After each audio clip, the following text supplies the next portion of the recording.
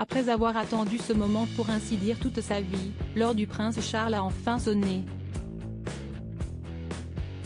Alors que cela faisait maintenant plusieurs années que le fils aîné de la reine d'Angleterre se préparait à lui succéder sur le trône du Royaume-Uni, si est-il désormais chose faite. En effet, Élisabeth II est morte à l'âge de 96 ans jeudi 8 septembre 2022, comme l'a annoncé le palais de Buckingham dans un communiqué. Plus tôt dans la journée, les médecins de la reine avaient jugé son état de santé préoccupant, forçant ainsi tous les membres de la famille royale britannique à se rendre à son chevet du côté de Balmoral en Écosse.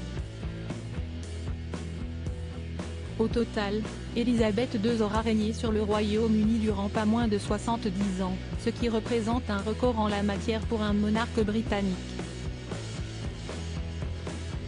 Pour mémoire, si est à la mort du roi George VI, alors qu'elle était âgée de seulement 25 ans, que la jeune fille aînée du défunt souverain fut propulsée sur le trône d'Angleterre en 1952. Ayant gagné le cœur des Anglais tout au long de son règne, Élisabeth II avait célébré en grande pompe son jubilé de platine il y a quelques mois. Peu de temps après l'officialisation de sa disparition, son fils aîné a donc été couronné roi d'Angleterre.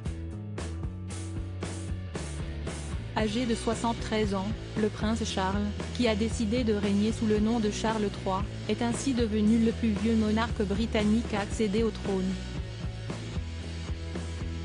Le roi Charles III va s'entretenir avec la nouvelle première ministre britannique Liz Truss. De son côté, son fils aîné, le prince William, est devenu le premier dans l'ordre de succession, juste devant son propre fils aîné, le prince George. Forcément très affecté par la disparition de sa mère, le roi Charles III va avoir un agenda très chargé dans les prochains jours.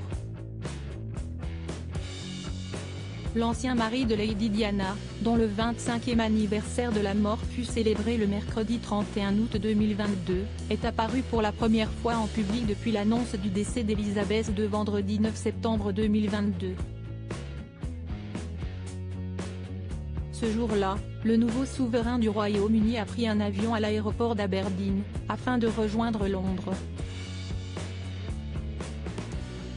Vêtu d'un costume noir et d'une cravate, le roi Charles III est apparu pensif au moment de prendre ce vol, qui a décollé à 12h30.